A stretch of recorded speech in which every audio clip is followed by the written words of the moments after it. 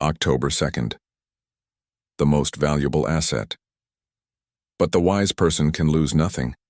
Such a person has everything stored up for themselves, leaving nothing to fortune. Their own goods are held firm, bound in virtue, which requires nothing from chance, and therefore can't be either increased or diminished.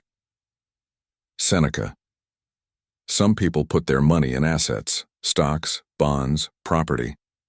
Others invest in relationships or accomplishments, knowing that they can draw on these things just as easily as others can draw funds from a bank account.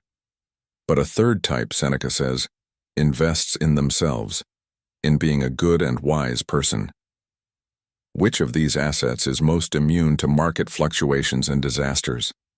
Which is most resilient in the face of trials and tribulations? Which will never abandon you? Seneca's own life is an interesting example.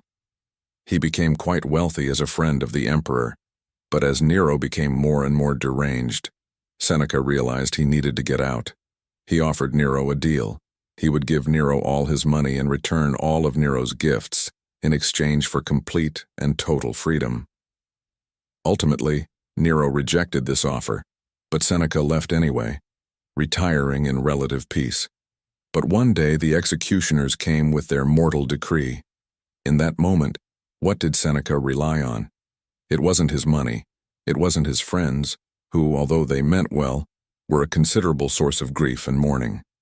It was his virtue and inner strength. It was Seneca's most trying moment, his last and his finest. Ryan Holiday.